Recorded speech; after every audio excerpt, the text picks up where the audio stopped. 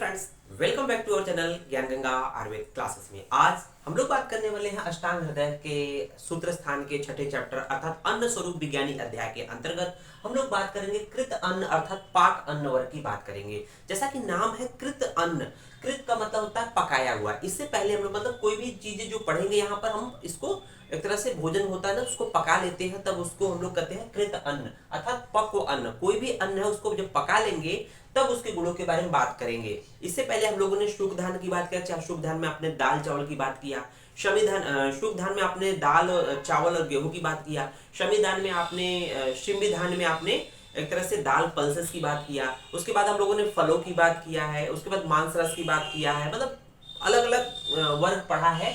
वो पकाया नहीं गया था, उस पर कोई अग्नि क्रिया नहीं हो रही थी, उसके कच्चे क्वालिटी की बात कर रहे थे। लेकिन ये वर्ग है उन्हीं सबको क्या करना, पका कर जब भोजन के रूप में करते हैं, कोई भी चीज खाते हैं तो उसको पका कर खाते हैं, क्योंकि पकाने के बाद उसमें क्या होता है कि वो इजिली डाइजेस्ट हो जाता है। तो यहाँ पर कृत अन्न वर्ग की बात कर रहा है। कृत अन्न अर्थात पक्व अन्न अर्थात अन्न जो था, चाहे वो मांस था, चाहे वो दाल था, चाहे गेहूं था, चावल था, उसको या चाहे फल था समथिंग, उसको पकाने की बात कर रहा है।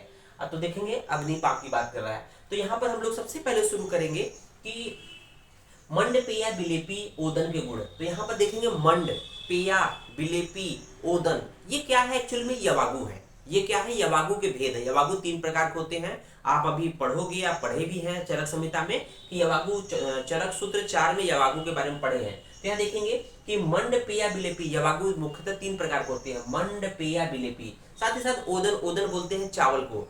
तो देखेंगे मंड क्या होता है, पेया क्या होता है, बिलेपी क्या होता है, इन जनरल संक्षिप्त बात कर लेते हैं। तो मंड का मतलब होता है सिंपली माड़। जब हम लोग चावल पकाते हैं, अगर किसी भी चावल में ज्यादा मात्रा में पानी डाल देंगे तो देखते हैं कि चावल जो पक जाता है उसके ऊपर जो एक लसलसा चिपचिपा रहता है व्हाइट कलर का, वो होता है माड़ या मंड कहते हैं। अगर बात करें पेया की, तो जब माड़ मतलब अगर माड़ को अलग कर ले तो वो मंड हो गया, और बाकी जो बचा वो भात हो गया, ओदन हो जाएगा। ठीक है ना।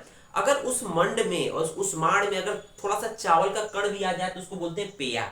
मतलब माड़ मतलब लिक्विड ज्यादा रहे और जिसमें चावल का पार्ट कम रहे उसको बोलेंगे पेया। बिलेपी में क्या होगा कि माड़ की संख्या में जो चावल के कण थे वो ज्यादा, थोड़ा सा पेया की तुलना में जो चावल के पार्टिकल थे वो ज्यादा पड़ गए, तो ये हो जाएगा बिलेपी। तो ये मंड पेया बिलेपी के प्रिपरेशन उसके बारे में हम लोग डिटेल पढ़ेंगे, बट यहाँ इन जनरल जान लिया। तो यहाँ पर देखेंगे पहला लाइन क्या कर रहा है, मंड पेया बिलेपी, मंड पेया बिलेपी नाम ना ओदनस्य च लाघवर। तो ये क्या है कि मंड पेया बिलेपी जो होते हैं, ओदन होते हैं, यथापूर्व लघु होते हैं। च लाघव यथापूर्वम, तो मंड हो, पेया हो, बिलेपी हो, ओदन है, ये च लाघवम यथापूर्वम। यथापूर्वम का मतलब सबसे ज्यादा अगर लघु की बात करें, आपके एमसीक्यू में मल्टीपल चॉइस क्वेश्चन में प्रश्न बनेगा कि मंड पेया बिलेपी में सबसे लघु कौन होता है, तो मंड सबसे ज्यादा लघु होता है। ये जनरली कहाँ देते हैं तो इसका यूज भी हम लोग अभी आगे देखेंगे। लेकिन जनरल जान लीजिए कि जब कभी भी संशोधन कराते हैं, संशोधन के बाद क्या होता है, चाहे स्नेह पान कराएं, तो मतलब जहां जठराग्नि मंद होती है, जब देखते हैं तबीयत खराब होता है तो कहते हैं ना मूंग की दाल की खिचड़ी खिला लो, या सिंपल दाल का पानी पिला दो, या सिंपल चावल का मांड पिला दो। तो ये जब आदमी को भूख कम लगता है, बीमारी से ग्रसित होता है, उस समय इनका प्रयोग किया जाता है, आपने सुना भी होगा। तो सामान्यतः देखा मंड पेया बिलेपी और ओदन ये यथापूर्व लघु होते हैं। सबसे ज्यादा लघु क्या है, मंड है, उसके बाद थोड़ा सा गुरु पेया हो जाता है, पेया से भी ज्यादा गुरु बिलेपी है, और बिलेपी से भी ज्यादा गुरु या भारी ओदन होता है। ये तो बात थी क्रम की, सीक्वेंस की। मंड सबसे ज्यादा लघु है, उसके बाद मतलब उससे कम लघु पेया, उससे कम लघु बिलेपी, उससे कम लघु ओदन होता है, जो सभी आप समझ लीजिए। उसके बाद जो लाइन देख रहे होंगे ये मंड के लिए आ गया। तो यहाँ पर एक सीक्वेंस पहले दे दिया, मंड पेया बिलेपी की लघुता का क्रम दे दिया, और उसके बाद देखेंगे अब मंड की पूरी प्रॉपर्टी बता रहा है इस 2-3 लाइनों में। तो देखेंगे शिवस तत्र मंडो वात अनुलोमन, जो मंड होता है इसमें पहले इसकी बात कर रहा है। शिव, शिव मतलब कल्याणकारी होता है, कल्याणकारी होता है, तत्र मतलब मंड, और साथ ही साथ वात अनुलोमनी होता है। उसके बाद देखेंगे मंड का प्रयोग जनरली किस रूप में करते हैं, तृण, जब व्यक्ति को प्यास लगे, ग्लानि, ग्लानि हो, ग्लानि, दोषग्नम, और दोष का जब शमन हो जाए, दोषग्नम, पाचन, पाचन की क्रिया में, धातु शाम्यकृत, धातु को शाम्य करता है, तो ये इसके कर्म होते हैं। साथ ही साथ क्या करता है मंड, क्या करता है, दोषो मार्दव कृत, दो स्रोतों मार्दवकृत अर्थात स्रोतों में मृदुता लाता है, स्रोतों में मृदुता लाता है, ये आपका मंड है। कृत स्वेदी संधूतयति च अनल, और साथ ही साथ मंड का सेवन करने के बाद व्यक्ति की जो अग्नि होती है, जठराग्नि होती है, वो तीव्र होती है। तो कहते हैं ना कि जिसको कम भूख लगता है तो हल्की चीजें देंगे तो धीरे धीरे उसकी भूख बढ़ती जाती है, उसको बोलते हैं संधूक्षयति च अनलम। अनलम मतलब अग्नि होती है, जठराग्नि की बात कर रहा है, इसको बढ़ाता है। और देखेंगे उसके बाद पेया, मंड के बाद हम लोग क्या देखेंगे, पेया के बारे में बात करेंगे। तो पेया उस मंड के बाद जो है, मंड सबसे ज्यादा लघु मंड था, उसके बाद हम लोग पेया की बात कर रहे हैं। तो पेया देखेंगे, पेया का भी कुछ उसी तरह से यूज है। तो देखेंगे कहाँ कहाँ यूज, क्या का काम है। तो छुत अर्थात जब किसी को भूख लगे, तृष्णा प्यास लगे, ग्लानि ग्लानि और ग्लानि दौर्बल्य दुर्बलता अगर महसूस हो, और कुच्छी रोग कुछ पेट से संबंधित कोई रोग है, ज्वरापहम, और साथ ही साथ ज्वर का भी ये नाश करता है। ज्वर के कंडीशन में पेया दिया जाता है। कहते हैं ना अगर बुखार आता है तो भूख कम लगती है, तो कहते हैं बहुत हल्का चीजें देते हैं, तो उसको पेया बोलते हैं। उसको देखेंगे मल अनुलोमनी, मल का अनुलोमन करती है, अर्थात जो भी अगर व्यक्ति बीमार रहता है, कम खाएगा तो कम ही लेटरिन जाएगा, कम ही फीकल मैटर पास होगा, लेकिन उसको निकालता है। तो ये उसको बोलते हैं पेया पीने से क्या होता है, मल का अनुलोमन करती है, मल को इजिली निकालता है। उसके साथ ये पथ्या होती है और दीपनी पाचनी, और साथ ही साथ दीपन अग्नि प्रदीप्त करती है और भोजन को पचाने का काम करती है। नेक्स्ट देखेंगे तीसरे नंबर पे विलेपी के गुण की बात करेंगे। तो विलेपी क्या होती है, विलेपी ग्राहिणी हृदय, ध्यान दीजिएगा, विलेपी जो है हृदय होती है, टर्म हृदय आया है, वेरी वेरी इंपॉर्टेंट है। विलेपी ग्राहिणी हृदय, तृष्णाग्नि अर्थात तृष्णा का नाश करती है, ग्रहणी रोग का नाश करती है, ग्राही होती है, हृदय होती है, और तृष्णा रोग का नाश करती है। साथ ही साथ दीपनी और हितकारी होती है, अग्नि दीपक का काम करती है, साथ ही साथ हितकर भी होती है। साथ ही साथ देखेंगे व्रण रोग है, मान लीजिए किसी को फोड़ा फुंसी या कटपीट ज्यादा हो गया, उसमें दिया जाता है। अच्छी रोग संशुद्धि है, जब किसी को बमन विरेचन कराया जाता है उसके बाद भी आपको जो है विलेपी दिया जाता है। दुर्बल, कोई व्यक्ति दुर्बल है। और स्नेह पानी नाम, अर्थात कोई व्यक्ति जब बमन विरेचन करने से जब स्नेह पान करता है, स्नेहन कराता है, उस कंडीशन में भी आपकी विलेपी दिया जाता है। उसके बाद देखेंगे मांस रस के गुण। तो यहाँ पर जो मांस रस की बात कर रहे हैं, यहाँ पर मांस को जब पकाते हैं तो पकाने के बाद उसका जो रस, जैसे कहते हैं ना मांस का टुकड़ा अलग कर ले, उसका जो सत्व होता है वो पानी के रूप में बाहर निकल आए, जो कहते हैं ना रसा, जूसा या रसा, तो वो उसकी बात कर रहे हैं। जब पकाते हैं तो उसको कहते हैं ना कि रसा, कुछ लोग रसा पसंद करते हैं, कुछ लोग जो है मांस पसंद करते हैं। तो जो बीमार होते हैं उनको रसा दिया जाता है, या उसका जो जूस दिया जाता है मांस रस का। तो देखेंगे मांस रस क्या है, वृंघड़ी है, वृंघण करने वाली होती है, तो स्वाभाविक सी बात है कि हृष्ट पुष्ट करेगा, प्रीड़न करती है, साथ ही साथ वृष्य होती है, मैथुन शक्ति को बढ़ाती है, और चक्षुषी होती है, नेत्रों के लिए हितकर होती है। प्रहा रसा, और व्रण रोगों में भी ये अच्छे से काम आती है। रसा मतलब मांस रस की बात कर रहा है। उसके बाद देखेंगे मूंग के यूस का गुण। तो मूंग अर्थात जो मुद्ग होता है, मौदगस्तु अर्थात मूंग होता है, उसके यूस की बात कर रहे हैं। तो यूस जनरली क्या है ये, कि मूंग का जो यूज होता है वो पथ्य होता है, पथ्य का मतलब हितकारी है, शरीर के लिए हितकर है। संशुद्ध अर्थात संशोधन के पश्चात, बमन हो, विरेचन हो, वस्ती हो, उसके पश्चात भी मूंग का यूज दिया जाता है। साथ ही साथ व्रण रोगों में, कंठ रोगों में, अच्छी रोगों में भी ये दिया जाता है मूंग का यूज। उसके बाद देखिए कुल्थी का नाम आपने सुना होगा। कुल्थी की दाल बहुत अधिक मात्रा में स्टोन के रूप में प्रयूज होती है। तो यहाँ भी कुछ ऐसा ही बात है, स्टोन के कंडीशन में बहुत ज्यादा पेन होता है, दर्द होता है। तो दर्द किसकी वजह होता है, बिना मतलब वात की वजह से दर्द होता है। तो देखेंगे वात अनुलोमनी, वात का अनुलोमन करेगी तो ऑटोमेटिक पेन डाउन होगा, पेन नहीं होगा। साथ ही साथ कुलथ की बात कर रहा है, वात अनुलोमनी होती है। और गुल्म रोग में क्या होता है कि गुल्म एक्चुअली क्या होता है, वायु दोष जब होता है, विगुणित हो जाती है, जब बाहर नहीं निकल पाती है वात प्रकोपित होकर, तो एक जगह पे झुंड के रूप में, छुप अर्थात झाड़ी के रूप में गोलिया जाती है, इकट्ठा हो जाती है, उसको बोलते हैं गुल्म। तो इसके डिटेल हम लोग बाद में करेंगे। साथ ही साथ बीमारी तूनी एक बीमारी होती है, दूसरी होती है प्रतितूनी। ये भी पेन दर्द से संबंधित है। तो एब्डोमिनल रीजन में तूनी प्रतितूनी बीमारी होती है। इन दोनों गुल्म हो, तूनी हो, प्रतितूनी हो, इसमें आपका एक तरह से कुल्थी के यूज का प्रयोग किया जाता है।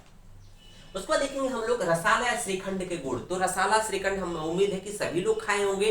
बनता कैसे है तो हम लोग जानते हैं कि दही में जब है मिश्री मिलाते हैं, साथ ही साथ उसमें इलायची मिलाते हैं, ड्राई फ्रूट्स मिला देते हैं, तो हम लोग का श्रीखंड रसाला बन जाता है। उसमें हम लोग आज के समय में क्या करते हैं, कुछ फ्रूट्स भी मिला देते हैं, ड्राई फ्रूट्स के साथ साथ जो चाहे आप अंगूर मिला दीजिए, केला मिला दीजिए, सेब मिला दीजिए, अनार मिला दीजिए, तो श्रीखंड बनके या रसाला बनके तैयार हो जाता है। आयुर्वेद में श्रीखंड को रसाला बोलते हैं। देखेंगे रसाला, रसाला क्या होती है, व्रिंगड़ी होती है। तभी इतनी अच्छी चीजें मिले तो स्वाभाविक बात है कि शरीर को व्रिंगड़ा मोटा करेगा ही करेगा। व्रिंगड़ी वृष्या मैथुन शक्ति को भी बढ़ाएगा, स्निग्ध होती है, बल्या होती है, रुचिप्रदा और खाने में बहुत अच्छी लगती ही है। उसको देखेंगे पानक और पन्ने के गुण। गर्मी का समय आ रहा है बच्चों, और हम लोग उम्मीद है कि जो भी गांव से बिलोंग करते हैं, जो शहर से भी बिलोंग करते हैं, तो देखते हो कि सड़क के किनारे ठेले पे इस तरह से पन्ने का मतलब मार्केट बना जाता है। लोग पन्ना चाव से पीते हैं। तो देखेंगे पानक या पन्ने को हम लोग क्या कहते हैं, जिस सामान्यतः हम लोग देखते हैं कि आम को भूनकर उसमें पुदीना है या डिफरेंट जो भी नमक है या डिफरेंट चीजें मिलाकर पानक या पन्ना बनाया जाता है। तो उसका देखेंगे तो पन्ना क्या करता है, श्रम, व्यक्ति थका रहता है तो तुरंत पन्ना पीता है। श्रम का नाश करता है, मतलब थकान को दूर करता है। क्षुत अर्थात भूख लगता है तो उसका भी नाश करता है। तृट अर्थात प्यास लगता है तो उसको पीता ही पीता है। क्लमहर, क्लमहर का मतलब होता है इंद्रियों की थकावट होती है बिना किसी काम किए, अगर इंद्रियों की थकावट है तो उसको बोलते हैं क्लम, उसका नाश करता है। उसको देखेंगे पानकम, जो पानक की बात कर रहा है वो प्रीडन होता है और गुरु होता है। उसके बाद देखेंगे पानक क्या होता है, पन्ना विष्टम्भी होता है, दोषों को जकड़ता है। मूत्र होता है, इसको पीने से आप देखते हैं बार बार टॉयलेट जाना पड़ता है, यूरिन पास करना पड़ता है। हृदय होता है, सबसे बड़ी चीज खासियत है हृदय होता है, हृदय के लिए प्रिय होता है। यथा द्रव्य गुणम ततच, तब यहाँ पर बोला गया कि जिस द्रव्य से पन्ना बनाया जाएगा, पानक बनाया जाएगा, उसी के गुण के तरफ हो जाएगा। मान लीजिए आम से पन्ना बनाया जा रहा है तो आम के क्वालिटी वाला हो जाएगा। अगर इमली से बनाया जाता है तो इमली से हो जाएगा। द्राक्षा से बनाया मतलब अंगूर या जो कहते हैं मुनक्का से बनाया, तो थोड़ा डिपेंड करता है किससे बनाया जा रहा है, उसी के क्वालिटी का उसकी क्वालिटी हो जाएगी। उसको देखेंगे पृथु कथा चूड़े के गुण। तो चूड़ा, आप मटर चूड़ा खूब जाड़ों में खाए हुए होंगे, तो चूड़े के गुण की बात करेंगे जिसको हम लोग पृथुक बोलते हैं, चूड़ा बोलते हैं। देखो पृथुका क्या होता है, गुरु तो होता ही होता है। चूड़ा खा लीजिए सुबह, आपको दोपहर तक खाना भूख नहीं लगती है, खाने की इच्छा नहीं होगी। साथ ही साथ बल्या होती है, कफ विष्टम्भ कारिड़ा, मतलब कफ को बढ़ाती है, साथ ही साथ दोषों को जकड़ता भी है, तो इसलिए कफ और विष्टम्भ कारिड़ा कफ दोष को बढ़ाती है और दोषों को एक तरह से जकड़ लेती है। उसको देखेंगे सत्तू के गुण। तो बच्चों गर्मी का समय आ रहा है, सत्तू का देखेंगे बहुतायत मात्रा में प्रयोग होता है। गर्मियों के समय में हम बाहर जाते हैं तो सत्तू का सेवन जरूर करते हैं ठेले पर। यहाँ पर देखेंगे सत्तू क्या होता है, लघु होता है। सत्तू अगर देखा जाए तो लघु होता है, और साथ ही साथ इसको कब यूज करते हैं, क्षुध अर्थात भूख लगने पर, तृट अर्थात प्यास लगने पर, श्रम अर्थात व्यक्ति थका हो, नेत्र आमय अर्थात नेत्र की कोई बीमारी हो, साथ ही साथ व्रण रोग हो अर्थात कोई कटा-पिटा हो तो उसमें भी ये प्रयोग किया था। सत्तू मतलब उसको नाश करता है। उसके साथ साथ ग्रंथि मतलब नाश करता है। उसको देखेंगे संतर्पणा पानार्थ सद एवं बल प्रदा। अगर सत्तू को अगर पानी में घोल कर पिया जाए तो वो सद्य संतर्पण करता है, मतलब सद्य है तुरंत ही उसको ताकत देगा, साथ ही साथ बल प्रदान होता है। उसके बाद देखेंगे कुछ नियम दिया है कि सत्तू को किस तरह से यूज नहीं करना चाहिए, जो कि सत्तू का यूज करना गलत होता है। किस तरह से देखेंगे, न उदक अंतरित अन्न, अर्थात कि जब सत्तू खाते हैं तो उसके बीच में पानी नहीं पीना चाहिए। तो ये मतलब न उदक अंतरितान, अर्थात सत्तू खाने के दौरान बीच में पानी नहीं पीना चाहिए, ये बोला न उदक अंतरितान। न द्विर अर्थात दिन में 2 बार सत्तू नहीं सेवन करना चाहिए। न द्विर अर्थात दिन में 2 बार सत्तू का सेवन नहीं करना चाहिए। न निशायाम, न रात्रि में भी सत्तू का प्रयोग नहीं करना चाहिए। न केवलाम अर्थात केवल सत्तू का प्रयोग भी नहीं करना चाहिए। तो केवल सत्तू का मतलब इसके साथ साथ आप थोड़ा सा गुड़ ले लीजिए, नमक ले लीजिए, प्याज ले लीजिए, मतलब सिर्फ सत्तू नहीं खाना, उसके साथ कुछ न कुछ उसको ऐड कर लेना है दूसरी चीजें। उसके बाद देखेंगे न भुक्त्वा अर्थात खाना खाने के बाद भी सत्तू का प्रयोग नहीं करना है।